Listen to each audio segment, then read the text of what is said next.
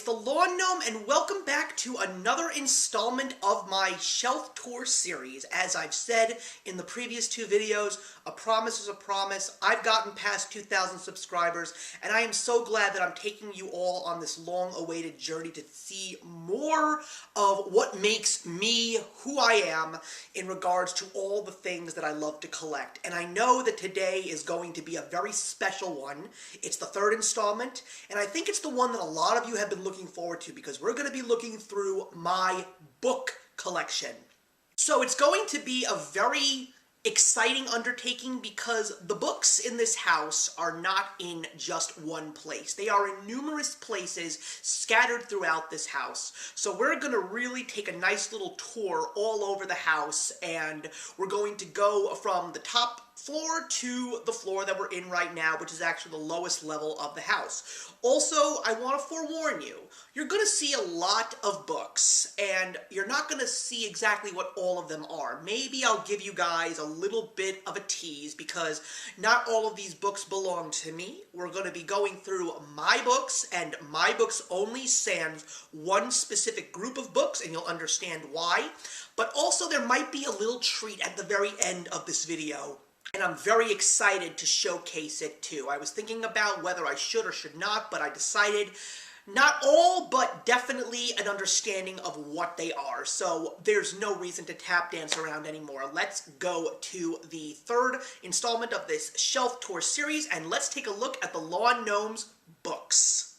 So welcome everybody to the first stop on the hit parade. This is my office. I share this space with my wife. It's a very nice, big space. We're not going to go into any more details, but as you can see, there are 3 bookshelves over here, but the one that we're going to be focusing on is the one in the center because that is my books. It's a couple of books. It's not all of them. Believe me, there are so many more books, but we're going to take a look at these first because these are books that are like near and dear to my heart. They bring a lot of nostalgia. These were some books that I had when I was a child, and also my favorite books of all time. I always talk about my 3 favorite books. Well, they're all on this shelf, and they're actually in the same grouping, so I'm really excited to showcase them to you today. So, we're going to move a little bit closer, ignore all the fun things that you see around it, because we're going to definitely look at some of those in the coming weeks. So, Scott Pilgrim novels. I am a big fan of that film, and I love the Brian Lee O'Malley books, so these are my Garfield books. I am a huge fan of Garfield. I loved the comic strip when I was a kid. I collected a lot of them when I was a kid. Also, I'm a big fan of Jim Davis and the cartoon, of course. I mean, I've got a Garfield Funko Pop right over there, but that's for another time. So I've got the very first book on its own. It's right over here. It is Garfield at Large. It was not a first printing, but it is the first collection of Jim Davis's work from 1978. It is hard to believe that Garfield has actually been around for that many years. And then we've got the Fat Cat 3-packs from book number 1 to book number 36. So it's 3 books in one, and I have actually read a massive chunk of these recently. I stopped around book 10, but I'm definitely planning to reread them again. I've also got a couple of graphic novels over here. I have got Batman: The Dark Knight Returns, which of course is the famed story written by Frank Miller. I've also got Legacy: The Last Will and Testament of Hal Jordan. It is actually a hardcover, but it also plays into the Green Lantern Blackest Night story that I read very recently. We've also got The Prelude to the Infinite Crisis, which is also something that is close to Blackest Night. And then we've got, because you can't see it, I'm going to pull it out, this is Beavis and Butthead's Chicken Soup for the Butt. My mom actually bought that for me just to get a good laugh. And then, of course, we've got the Simpsons episode guides. It went from seasons 1 through 14. I wish they would have continued them. I've also got my Calvin and Hobbes collection, which I'm hoping to finally complete. I've never finished it, but that's going to change very soon. So we've got a couple of skinny books, and we've also got a big book. This is Treasure is Everywhere, and I definitely want to get more of these Calvin and Hobbes books very soon. And going on to the last shelf that we're going to look at over here is we've got the famed graphic novel of Watchmen, which is done by Alan Moore and Dave Gibbons. It is a classic, and I also have started reading Doomsday Clock as well. I love this story. I love the Zack Snyder film. It's one of my personal favorites. I think it's the greatest comic book and the greatest comic book-based film ever made. And then, of course, we have the Harry Potter books, all 7 of them, and a fun fact, books 4 through 7 are actually first printings. The reason why you actually may not know this is the American Scholastic versions, when books 1 through 3 actually were first printed, books 1 and 2 did not have a year 1 and 2. Now, my sister actually has the first printings of all the books, but I wanted to get my own because I said to myself when I was much younger, because I read these when I was in college, I said there was going to be a day where I actually move out and I want to have these books for my very own, so of course I had to get my own, but I got books 4, 5, 6, and 7 on the days that they were released. I still remember the day that the Deathly Hallows came out, and I actually had to wait to open the box until a certain day to start reading it. And the final books that we've got on this shelf is my 3 favorite books of all time. We've got number 1, which is Stephen King's It.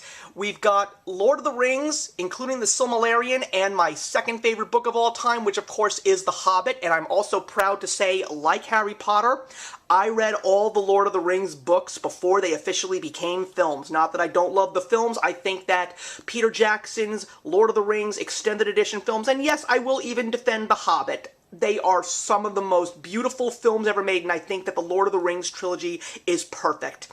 And to top it all off, we've got my third favorite book of all time, which is Ready Player One by Ernest Cline. I love that book. I also really like the Steven Spielberg film, even though they are 2 completely different things. But like Harry Potter, and like Lord of the Rings, and like Ready Player One, you really cannot compare. You got to appreciate them all as they are. So welcome to Phase 2. We are now in my living room where, as you can see, there's a great deal of books over here, but just so you know, those 2 bookshelves that you see in the back, we're not going to be going through those because those are my wife's books. They are actually mostly historic books about various time periods and stuff like that, and she believes that when you're in the fanciest room of the house, you really should focus on having some very distinguished pieces of literature in public for your guests to see. But there's a couple of other interesting hidden gems here. But the first thing that we're going to do is we're going to take a look at some coffee table books. Some of them that actually are on this rise of the coffee table. As you can see, those dark squares because there was dust there. I definitely need to redust.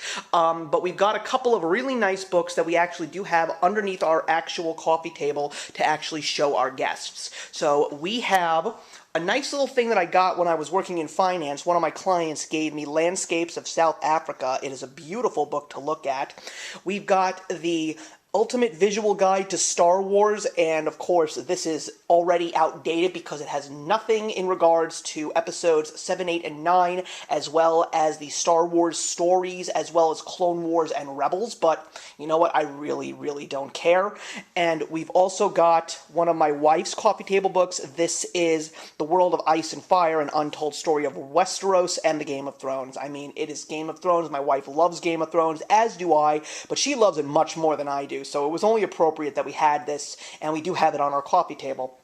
And on the next grouping over here, we've got a gift that I got a long time ago, The Honey Badger Don't Care, which is actually really funny. It's just one of those books that, like, when people actually know what the Honey Badger is, they see it and they say, oh my god, how did you get that book? That is so cool. And this is also my wife's. She is a big fan of the show Law & Order, so she got the photographs of Law & Order by Dick Wolf. And this is actually not on the coffee table, but it could be. This was given to me when I was 13 by one of my mother's friends, and it is Ken Burns' Illustrated History of Baseball. I also did see the documentary, and I loved it, so I'm really glad that I have this.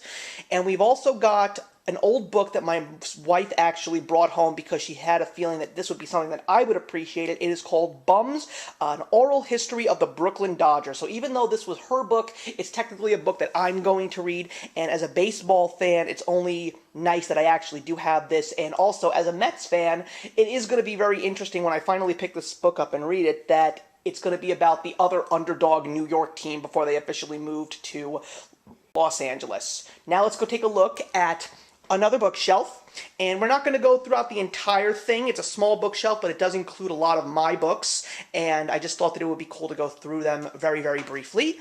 So the first grouping of books that we have over here is the Legend of Zelda series. It is an amazing series of books. Even though I haven't played all the Legend of Zelda games, I still am a huge Zelda fan. I just love the lore. So we've got the Hyrule Historia, which is an amazing thing. It includes the famous or possibly infamous Zelda timeline. Arts and Artifacts, which is an amazing book. We've also got the Encyclopedia, and I had a feeling that when Breath of the Wild came out, because those 3 books do not include Breath of the Wild, there was going to be a book that was going to come out specifically for Breath of the Wild, and it did. It is Creating a Champion, and it is glorious. I still haven't played the game, but I really, really want to, and I'm just glad that I have all 4 of these books. And now we've got the Harry Potter illustrated editions. These are books that I am proud to display in the living room, even though I do have my original copies upstairs. But I have been rereading Harry Potter in bits because I'm reading them via the illustrated editions, and it really is like reading those books for the first time, and I absolutely love it. And over here, we've got a couple of books. We've got The Peanuts Treasury. This was actually taken from my parents' house because nobody in my family wanted it, and nobody was planning to read it, but as a comic strip fan, as a Charlie Brown fan, it was definitely something that I wanted to have. And also over here is a very special book. This is actually taken from my wife's grandmother's house. It is an original printing of Charlie Brown Christmas, and this is an old book, and we saw it when we were cleaning out my wife's grandmother's house a few years back, and when we saw that book, we were like, we want that book. And as a Charlie Brown fan, it is only appropriate that we have it here. And then we've got Mythology and Marvelosity, which are 2 books that are about Alex Ross's artwork. I am a huge fan of Alex Ross. Mythology is all about his DC work, and Marvelosity is a recent book which is about his work and artwork with Marvel. These are beautiful books, guys. You have to see Alex Ross's artwork. And over here is a Stranger Things book, which is The World Turned Upside Down. It is so cool because it looks like an old, tattered book. I'm not going to take it off the shelf, but it is definitely really, really cool. You got to check it out. And down here, we got a couple more books, which are probably going to be moved at some point in time, but we've got the Hunger Games trilogy. I have no intention of getting the new book. I've also got all 5 books of the Miss Peregrine series, which I love so much. I've got the Lunar Chronicles, which I am rereading now. I'm officially up to winter. I have William Shakespeare's Star Wars, which if you haven't heard of it, you must read it. It is basically all of the Star Wars films written as Shakespeare plays. The guy who did this is Ian Dosher. He's also done something like that with Back to the Future and Mean Girls, which is so funny. And the collection is not yet complete because I am still waiting for The Merry Rise of Skywalker, Star Wars the 9th. It is coming out in late June, early July, and I have pre-ordered it, and I cannot wait to actually own all 9 installments of Star Wars in this format. And I got to admit that when I read the Last Jedi version of this, it is actually better than the movie at times, I got to admit. And this was a gift that was given to me by my best friend, who you know as the notorious Mr. Beagle. It is the Simpsons Futurama Crossover Crisis. It's a big comic book graphic novel that basically is about the Simpsons and Futurama crossing over. It's actually kind of cool. And over here, we've got a couple more books. We've got The Renegade Saga by Marissa Meyer as well. This is definitely one of my favorite book series ever. And over here, we've got the 2 books from Brandon Sanderson's Skyward series, and I know the 3rd one is coming out very, very soon. Cannot wait to continue this story. And this was also given to me by my wife. She won it in a raffle at her school. It is the New York Times Guide to the Best 1,000 Movies Ever Made. And this was also a gift that was given to my wife. She got it for free. It's Alex and Ada. And she hasn't read it. As you can clearly see, it is still in the plastic wrapping. But we will open it one day, and who knows, I've heard a lot of people who have read it and do like it, so who knows, maybe I'll actually get around to reading it as well. And so welcome back to the lower level of the house, where I do in fact record all my videos. See? Familiar territory. So we're going to take a look at that shelf over there, and this one is not a permanent shelf. My wife and I are definitely planning to add some more bookshelves to the house, but because of the COVID-19 crisis, we cannot go to IKEA to get them because we've got some space all the way over there, and we've also got some space right over here next to this bookshelf, which is for my movies and stuff like that. But there's definitely a place over here and there where we can actually add another bookshelf or two to the house, and we can definitely take some of those books, and also those boxes over there. You see those boxes? Those are the only things that we still have yet to unpack, and we've been here for almost 2 years. Those are all my wife's books, so she still needs to unpack a whole bunch of books, so hopefully there will be some room. But we do have some books over here for now, and we're not going to go over all of these because there's books down here, there's books over there, and yeah, you can fangirl a little bit. These are actually my wife's books. It's the entirety of the Court series over here, so that's hers, not mine. So we're going to take a look at my books over here, and we're going to go through some of the other books that I do have that were not on the other two shelves. So, of course, I am a huge fan of Brandon Sanderson, so, of course, I do have the Mistborn trilogy, as well as the sequel trilogy, which is supposedly supposed to be a quadrilogy, so I'm waiting for the final installment. And over here, we've got the true episodes 7, 8, and 9. They are written by Timothy Zahn. They are Hugo Award-winning Star Wars books. This is actually the series where Star Wars fans were first introduced to Grand Admiral Thrawn, as well as Coruscant. So a lot was taken from these 3 books, and there was a time where George Lucas actually said, these are the sequel trilogy. I just wish that Disney would have actually used them and turned them into the sequel trilogy. We've also got the Stieg Larsson Girl with the Dragon Tattoo series. I've got the Unblemished trilogy, which was written by a very good friend of mine and former booktuber at the moment. I'm hoping she comes back one day, but it's Sarah from Sarah Ella. I had to support her. I didn't really enjoy this series as much as I thought I would, but I really did appreciate the creativity and how she actually wrote. She has such a unique writing style, and I applaud her for that. And there were some parts of these stories that I really did appreciate, and also these covers are beautiful. Also, we've got the Wolf by Wolf duology by Ryan Groudon, which I absolutely love. I've got Dune by Frank Herbert, which I still never finished. I tried to read it once, and I stopped between pages 150 and 200. I still do want to see the movie. I have no intentions of rereading this book or trying to finish this book, and by seeing the movie, I mean the one that's hopefully coming out by the end of this year, and not the one from 1984. We've got C.S. Lewis's Out of a Silent Planet. We've got the Beer Lover's Rating Guide, which is the gift that was given to me by a friend. I've got Isaac Asimov's Foundation, the first book, which is a very interesting book, by the way, and this is the entire Stephen King Dark Tower series. I'm already up to the final book, The Dark Tower, which I'm planning to read very, very soon, and it has taken me a while to get through these books. Some are great, some are not so great, and some are just flat out awful, but I'm very excited to finally finish this series. And we've also got William Gibson's Necromancer, which is actually a book that really introduced the world to cyberpunk, which is such a big thing right now. And I've got some more Stephen King books. I've got a paperback of Stephen King's It, which is the one that I actually take with me to read on trains and planes and automobiles, whatever. I've also got The Green Mile, which is a great book, not so much a fan of the film, though. Pet Sematary, which is probably one of the scariest books that he ever wrote, and The Shining, which I never, ever finished. I didn't like the book, and my god, do I hate that movie by Stanley Kubrick. And I've also got the Maze Runner trilogy as well. I never got the other 2 books that are part of this because a lot of people said they're really not worth it. But the final book in this grouping that I wanted to show you was the Complete Chronicles of Narnia series. This is actually my wife's book, but I wanted to feature these because I actually use this box as a propping station for my camera when I record videos for you guys. So this is a very essential piece of my YouTubing, and I have read all these books, and I really love the series as a whole. There are a couple of books that I'm not a big fan of in this series, but I really am glad that I finally got to read them, because as a kid I never did. So thanks to my wife, I got to read them all, and I'm glad. And the final book that I want to show you guys out here is a book that could be a coffee table book, but it's not, and I'm actually using it right now for a little live show that I'm going to be doing very soon. It's the Great American Comic Books book. It is the history of comic books from the very beginning to the early 2000s. And speaking of comic books, we are going to pause right now and finish this up with a very special treat. So I thought really long and hard about trying to see how I could possibly show these off, but you are now in the place where I do film my Funko Pop updates, and this is actually a walk-in closet, and it is huge.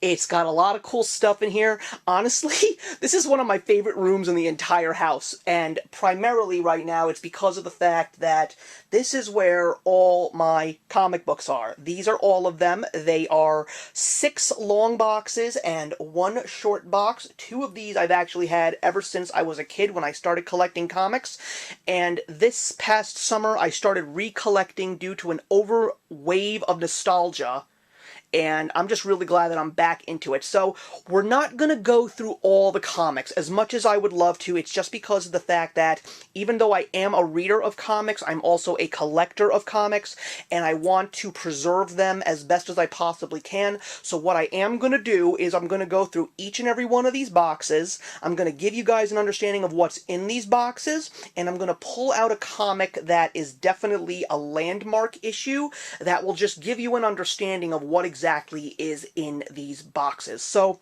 we're going to take a look at the smallest box first. Over here is where my Image Comics are. Image Comics is now known as one of the greatest comic book companies, and they are an independent comic book company as well. They are responsible now for the longest running independent title in comic book history, and they just made that history in recent years with the 300th issue of Spawn, who is an iconic comic book character. And there is no better comic to showcase to you guys than Spawn #1. Yes, this is the 1992 first appearance of Spawn comic by Todd McFarlane. This is his artwork. This is one of my prized possessions in my comic book collection. I bought it when I was in high school. I actually rewarded myself for doing good in school because when I was growing up, there was a comic book store near my parents' house when I was living there, of course, and I always said to the owner of the store, I said, one day I'm going to come into this store and I am going to pick up that issue of Spawn #1 that you've got up there. She was selling it for $20, and then when I did very well in school on a couple of tests, my parents gave me some money as a reward, and I ran up to the comic store and said, I would like Spawn #1, please. And the look on the owner's face was a joyful face because she was so happy to see me officially accomplish my goal. And this is the original copy that I've had. I've never gotten rid of it, and I'm just so happy that I have this in my collection because I am such a fan of this comic character, and I'm also a big fan of the creator as well. Now we're going to take a look at the center box, which is actually some older DC comics. And as you can also see, I have read a lot, and I've seen a lot of videos about how to properly preserve comics if you want to keep them in the best condition possible. So as you can see, I put cardboard in the front and in the back for the sake of support. I also position the comics back and front, so as you can see, it's like one comic facing forward, one comic facing away, one facing forward, and one facing away. What that does is it evenly distributes balance amongst the comic books in the box, so there's no added pressure. And I also have cedar rings on the top of each box for the sake of avoiding bugs getting into the comics. And I also have little silica gel packs in them to absorb moisture, because it is actually water vapor that could seep into the bags and actually cause the pages of the comics to brown and deteriorate. Now, some of these comics, unfortunately, have gotten to that point, but I only have those because I bought them like that, and that's pretty much it. So, the book that we're going to feature here is something that's pretty darn awesome, and I still cannot get over the fact that I got my hands on these very, very recently for a great price. But what you see here is a first printing of the 1985 landmark DC comic book series Crisis on Infinite Earths. I have all 12. I haven't read them yet, but I was planning to get this story for many, many years. I was most likely anticipating getting the trade paperback, but just a couple of weeks ago on eBay, I saw this entire set, first printings, in as best condition as they possibly could be, for a total of $66. That was the cheapest that I saw these comics for. It was from a high rater on eBay, so of course I asked the gentleman or lady some questions. I have no idea the gender of this person, but I wanted to make sure that I wasn't going to be getting ripped off, and this person was very much legit. So, yes, I now have the original comic book issues of Crisis on Infinite Earths, and I cannot wait to reread this because the stories that I've read very recently in DC, particularly involving Green Lantern Blackest Night, which also includes all the other Crisis series, these all pretty much stem from Crisis on Infinite Earths, and the whole concept of the multiverse is something that I truly, truly love, so the fact that I have this is just insanely crazy. I also figured that I would show off another comic in this specific box just because of the fact that it's easy to grab on and it's easy to get an opportunity to bring it out and show it to you guys. So I bought these books when they first came out, and this is the Mark Waid, Alex Ross, Kingdom Come. This is book 2 of 4. Yes, I do have all 4. I didn't know how huge this story was going to become, but because of the fact that it looked so interesting to me when it came out in 1996, I just went to the comic book shop and I just picked up all 4 of the issues every month when they were coming out. And it's so funny because this is one of the main reasons why I started recollecting comics again, because when I tell people about my collection and I tell them that I have books like Kingdom Come in their first release, they just go berserk. They're like, how the hell did you get your hands on that book? It's like so hard to find right now. It's so valuable. Well, look, that's one of the funny things about collecting. You don't know what's going to be worth a ton of money when you just go to the store because because you just have sheer interest in the comic itself. You have no idea what it's going to become. So the fact that I actually just picked it up because I just wanted to read it moved volumes, and now I'm just even more proud of the fact that I made a wise decision. These are great books. I love the fact that I own them, and there's definitely a reread in the works very, very soon, because I haven't read Kingdom Come in a while, but I know for a solid fact that it is one of my personal favorite books of all time. These are some really old Marvel comics. Mostly, pretty much all of them, are X-Men comics, and there are definitely a couple that I want to showcase in this box. The first one that I want to go through is this set. We already have gone through Kingdom Come, but you can't really talk about Alex Ross if you do not showcase the comic book series that put him on the map, which is Marvels. This is book 4 of the 4-part series, and I actually do own all 4. This is also a first printing. It is definitely very fragile, so I have to be ultra careful when I hold it up and show it to people, but this is also beautiful work from Alex Ross, and I love the story because it's very, very human, because it is the perception of superheroes from a human eye, and you go through all the comic book history of Marvel from the very beginning with the original Human Torch and Submariner in 1938, all the way to the late 1960s, early 1970s with the death of Gwen Stacy. It is just so cool to see characters like Captain America, the Fantastic Four, the X-Men, Spider-Man, looking as real as they possibly could be, as if they were actually people that you could find on the streets of New York. It is unbelievable, and I'm just so happy that I have these. I got these many, many years ago. They are all still very much intact, and I'm very, very proud to have these in my collection. Next comic that we're going to take a look at is X-Force #1. This is actually one of the more recent comics that I picked up because I do have a copy of X-Force out of the sealed bag, but I thought it would be really cool to actually have it in the sealed bag as well, because believe it or not, when you take a comic out of a bag that is sealed, it does lose a little bit of its value. I learned that because I do also have the Death of Superman and the beginning of Reign of the Superman, and they are still in their sealed bags, but when I was in a comic book store near my office, they were actually selling sealed bag copies of X-Force, and they were selling them for $5, and so I was like saying to myself, why not? So I actually have it. I love Rob Liefeld's work. His artwork is just so unique. He worked on a lot of great X-Men comics, and yes, please ignore the fact that there are little advertisements on the plastic because there is a collector card in it. But yeah, I'm very, very glad that I have this specific comic in its original sealed format, along with a regular reading copy that I can have as well. I also do have a copy of New Mutants 100, which is the final issue that basically turned into X-Force in 1991. And the last comic that I want to feature in this specific box is a very important milestone in my comic book collecting story.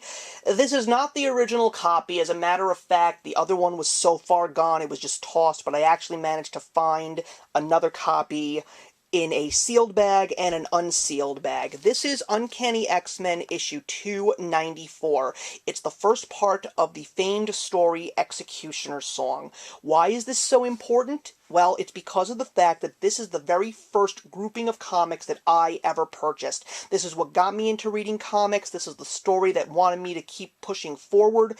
And when I started to recollect comics again, I knew that because I really didn't know how to treat comics extremely well when I was a young kid, because I bought this comic, I was 9, but I really didn't know the whole concept of really trying to preserve comics for the sake of value, and I just said to myself, one day I'm going to get my hands on all these books again so I can read them and actually preserve them better, and now I did. This was a very easy buy for me. This was only about $1.75 because the value of these comics are really not so big, but I'm a story person now. That's one of the few things that I know about myself as a comic collector. I don't collect for the sake of collecting as much as I collect for reading now, but I do still want to preserve the comics, so I will take the best of care of them as I can, but I will always make sure that I can have the opportunity to read them. So I have this in a regular unbagged version so I can read it.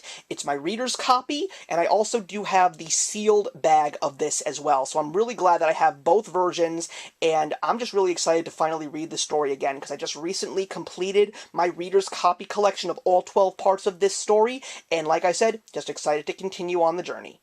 So the box over here on the far left is a DC box, and there are a lot of DC comics in here that are featuring one specific story in multiple forms. So this is the whole story that leads up to and goes beyond Green Lantern Blackest Night. There are so many amazing comics in this box, and yes, I have read each and every one of the comics in this box, so they're all just going to be nestled in here for quite some time until I decide to pick them up and read them again. So the first comic that I want to show you guys in this box is Infinite Crisis #1. This is basically one of the coolest Crisis stories. You've obviously seen Crisis on Infinite Earths, but Infinite Crisis was one of the big landmark stories that was first written by Geoff Johns, who had been writing the new incarnation of Green Lantern at the time, reinvigorating the world to Hal Jordan, and this is just a crazy story about reigniting the multiverse and also getting introduced to one of the most unstoppable villainous characters who originally was a good guy, because you know that saying from The Dark Knight, you stay the hero or you stay long enough to watch yourself become the villain, and this is the story of how Superboy Prime becomes a villain, and it is just a crazy, fast-paced, bloody, action-packed story. You've got to check this one out. I cannot recommend it enough. Another one of the best stories that led up to The Blackest Night is the Sinestro Corps War. This is the first installment of a 12-part series. This was one of the best stories that involved the Green Lantern Corps and Sinestro. Sinestro has always been one of my favorite DC villains, but this just hyped him up tenfold. The fact that he now no longer was working alone, the fact that he was able to craft many yellow rings to create an entire army of bloodthirsty killers, and the story that comes out of this for the Green Lanterns and where the Green Lanterns go from here is definitely a life-altering event in the world of comics, and it only makes the road to Blackest Night all that much more amazing. And it's also pretty crazy to know that you'd be very surprised with what you can find. The last installment of the Sinestro Corps War, which is Green Lantern issue 25, is very, very hard to get for a decent price, because I had no idea that that book is the first appearance of Atrocitus and Larfleeze, and those are the heads of the Orange Lanterns and the Red Lantern Corps, and I actually did get my hands on it for like $10, so I'm glad that I managed to get it for a good price. But it's just amazing that you actually find out that comics are certain ways because of what they feature in those books. But Sinestro Corps War, guys, you have got to read this book. And finally in this box, yes, I cannot go through all of this and not talk about Green Lantern Blackest Night, but the comic that I'm actually featuring was a good find for me, because when I did pick up Blackest Night in the 8 core volumes, the way that I actually got it, they threw in Blackest Night 0, which is a free comic book day comic book, as you can see here. This is apparently very, very rare. It doesn't really move the story forward. It really gives you a history of all of the Lantern Corps before the Black Lantern Corps showed itself, and really gives you a history of where we have gotten to up until this point, and giving you a little bit of a tease on the road ahead. But I'm just glad that I actually got this, because I still remember when this comic book came out, and the fact that Free Comic Book Day was a thing. So of course I do have all the 8 issues of Blackest Night, as well as some of the tie-ins as well, particularly the Green Lantern and the Green Lantern Corps stories. But yeah, this is a great read. I really, really loved this entire journey based on all the comic books that I featured in this box alone. So now we've moved on to the boxes that are to the right of the center, and as you can see, there's a big gap here. There are not as many comics in this specific box, but that's also because of the fact that a lot of them are out of the box over there, because I'm actually in the middle of reading them right now. But I am reading a gargantuan Marvel crossover called Onslaught, and I'm still in the middle of the prologues that lead up to the main story, because I'm waiting for a couple of installments to come in the mail, because I realized I was missing a few, and I really need to fill in these gaps, because there are so many references to these specific comic book issues that are now in some of the comics that I already own, and I'm like, well, I've got to read them if I'm going to move it on, because it's just going to progress the story. So when the official Onslaught story kicks off, it is a special issue called Onslaught X-Men 1. It is a beautiful cover. It's got Wolverine over there attacking this brand new monster Onslaught. I'm not going to take it out of the bag, but on the back, it's all of the X-Men, because this is Onslaught X-Men. The final installment is Onslaught Marvel Universe, because this actually features all the big names in the Marvel Universe, from Spider-Man to the Fantastic Four to the Avengers. So really excited to really read all this, because I never had the complete series when I was a kid. I only had a few of them, including this specific issue, but I'm really, really excited to read this entire story as a whole, and I'm just really curious to see how it's all going to play out. And over here, we got a very, very, very light box. There's only like less than halfway, maybe even halfway filled, because these are some of the newer comics that I've recently purchased, and some of the more newer stories from the late 2000s, and also a lot of the Donny Cates work from the last couple of years is actually in this box, including his work on Thor and Absolute Carnage, as well as Silver Surfer Black. But the featured comic that I want to show in this set is a story that I'm really looking forward to reading, and that, of course, is Civil War, because I am not really the biggest fan of the film Captain America Civil War, even though I know it is loosely based on this. But based on what I heard in regards to this specific story in the comic books, it is darker, there's so much more at stake, it seems, and it's just very cool to see so many more heroes and villains involved in this whole story, because the Fantastic Four have a massive role to play, Spider-Man has a role to play, the X-Men have a role to play, particularly Wolverine, and everything that goes on between Iron Man and Captain America is just so hard-hitting in the pages of these comics from what I have seen.